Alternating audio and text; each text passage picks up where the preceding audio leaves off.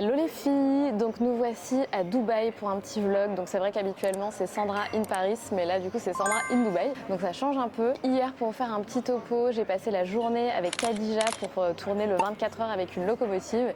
Et là on est dans un café absolument canon. On est en plein cœur de Dubaï et on est parti pour une journée entière à Dubaï. Donc on fait un petit vlog toute la journée. Ce matin on rencontre deux nanas. Donc on a la podcast manager d'Alec Henry, puisque je vais passer sur le podcast d'Alec Henry. Donc on va faire un petit topo toutes les deux et se rencontrer. Ensuite je rencontre Nolwenn Crène, une influenceuse qui est déjà passée sur le podcast d'ailleurs, qui a un parcours très cool et on va papoter un petit peu toutes les deux pour savoir si on peut collaborer ensemble et de quelle manière. Et ensuite on va déjeuner dans un endroit assez typique, a priori assez chouette, on vous montrera aussi. Et j'enchaîne avec 3 tournages de podcasts dans un studio ici à Dubaï avec 3 entrepreneurs, donc ça va être plutôt sympa. Et donc petite parenthèse, il faut savoir qu'ici à Dubaï c'est un peu improbable parce qu'on dort chez des gens qu'on connaît, avec qui on a bossé et qui nous ont proposé du coup de nous héberger pendant ces jours-là. Et c'est complètement lunaire puisqu'on est dans une villa magnifique. Ce matin, il m'a emmené en Bentley. Je sors carrément de ma vie, c'est un peu différent. Je sors de ma zone de confort, c'est un peu lunaire, voilà, c'est le mot que j'ai envie d'utiliser. Donc c'est parti, je vous embarque avec moi et j'espère que vous allez kiffer. C'est vrai que je pense que c'est extrêmement rare en vrai d'avoir des entrepreneurs qui décident de couper tout l'été. Oui. Ça peut être une croyance d'entrepreneurs qui se disent ok, j'arrête, je mets en stand-by mon business, donc je dois repartir de zéro à la rentrée. Mais bien sûr, mais pas du tout. Surtout si t'as une communauté engagée. Totalement. Et ça c'est une force d'ailleurs, ton personal branding. Ouais.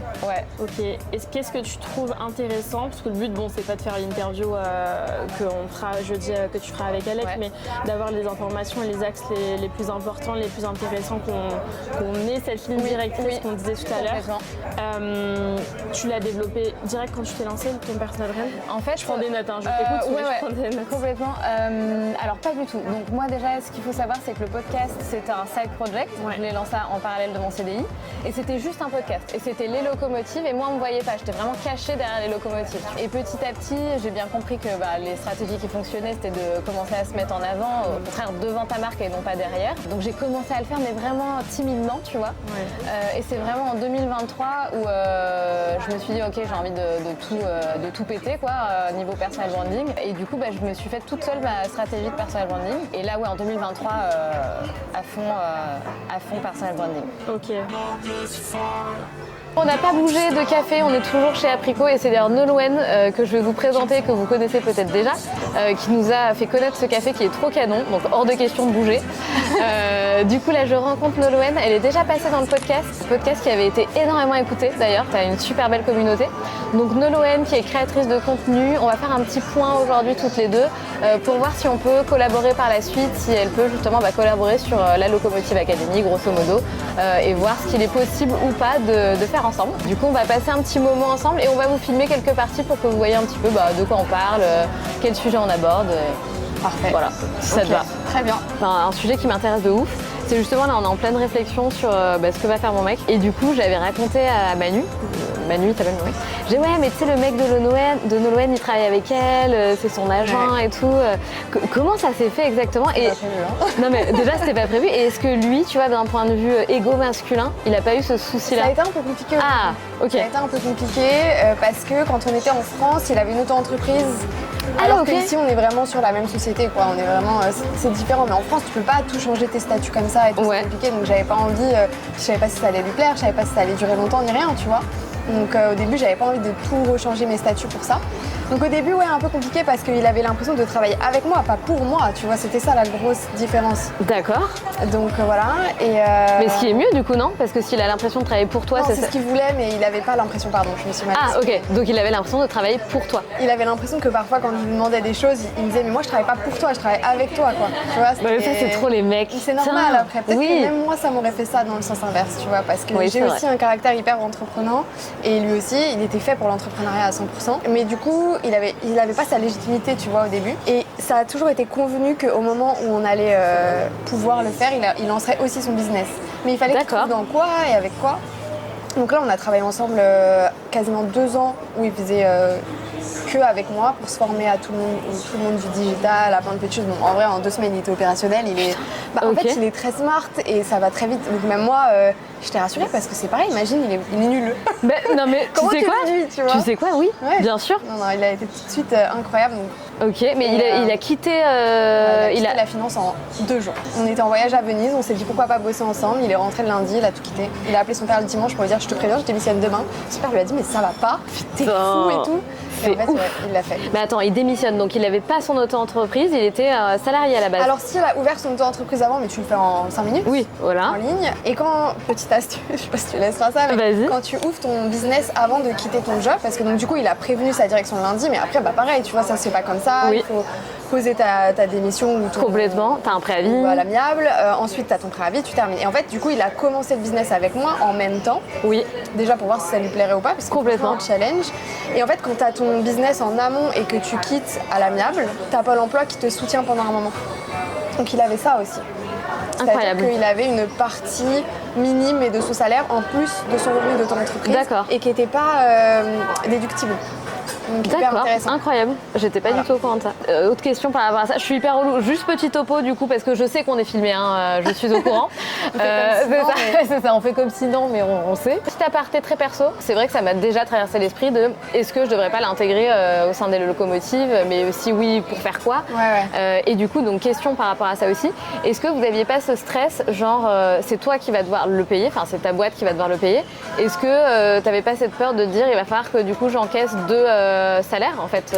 Par contre on a fait tous nos calculs avant et justement comme il y avait cette partie compensée par Pôle emploi, c'était plus facile tu vois, donc on s'est mis d'accord sur un pourcentage, voilà. Ça te faisait pas peur? Tu t'es pas dit putain est-ce qu'on va pouvoir subvenir à nos deux besoins? Moi j'avais déjà quelqu'un avant mais avec qui j'avais arrêté depuis 3 mois et j'en pouvais plus d'être à nouveau toute seule et tout, c'était très difficile donc je savais que dans tous les cas il fallait que je reprenne quelqu'un, je préfère que ce soit lui tu vois. D'accord, ok, oui forcément t'avais besoin d'un agent. Et puis il en faisait aussi beaucoup plus que quelqu'un qui aurait été à distance à juste faire les mails parce qu'il m'aidait pour les contenus, il m'aidait pour des tâches vraiment random comme il disait aller chercher des colis à la poste alors que quelqu'un qui serait à Paris qui fait juste les mails le ferait pas. Voilà, il m'aidait pour beaucoup plus de choses quoi. Évidemment, nous sommes en retard à cause de moi, hein, bien évidemment, comme toujours. En plus de ça, je me suis plantée. Là, j'ai des tournages de podcasts avec des entrepreneuses. Donc là, on a 1 heure de tournage avec une entrepreneuse et j'ai donné rendez-vous en même temps à une autre entrepreneuse pour déjeuner et je viens de me rendre compte, à leur fil évidemment, que je lui avais donné rendez-vous à midi, sauf qu'en fait non, de midi à 13h je suis en tournage et ensuite de 13h à 14h on est censé déjeuner ensemble, donc je culpabilise un petit peu. Bref, donc là on est à la bourre, première session d'enregistrement, lunch et après on a 2 autres sessions de tournage avec 2 autres entrepreneuses aussi, donc 3 entrepreneuses qui vivent à Dubaï mais qui sont françaises. Voilà, donc let's go, on y va, on se bouge.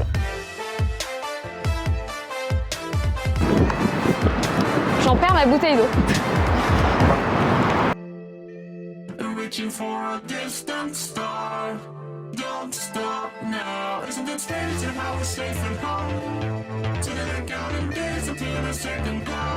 Ok, donc nous voici à la pause déj, donc petit resto japonais et je suis avec Sophie, je vais vous la présenter. Je suis arrivée hyper en retard parce que, je sais pas si vous savez ça d'ailleurs, mais ça fait un peu partie de moi. La vérité c'est que je suis pas très souvent en avance. C'est soit j'arrive genre pile à l'heure ou soit c'est genre 2 petites minutes, mais là pour le coup on était très en retard.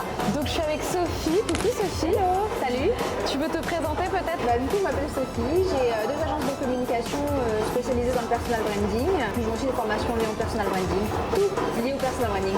C'est la queen du personal branding. Et donc pourquoi je suis avec Sophie? Tout simplement parce que tout à l'heure je la reçois du coup sur le podcast. Donc on retourne dans les studios dans lesquels on était ce matin.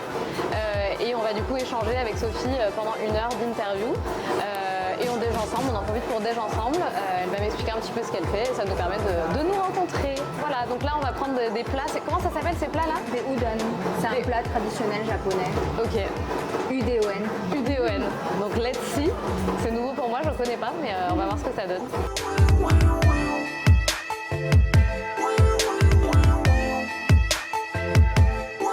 Il y a Sophie qui est en train de nous driver sévère là. Pardon, j'ai oublié de mettre mon micro. Il faut de la rigueur. Moi aussi c'est rigueur. Non, c'est pas vrai.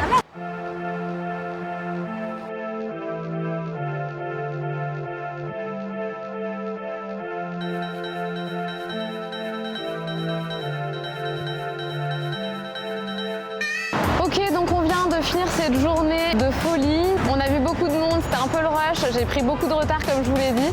Franchement, ça fait 72 heures qu'on est là, j'ai l'impression de même pas avoir eu le temps de me poser, de voir Dubaï. Donc bah bisous, et puis au prochain épisode, et sûrement que le prochain sera de nouveau à Paris. Salut!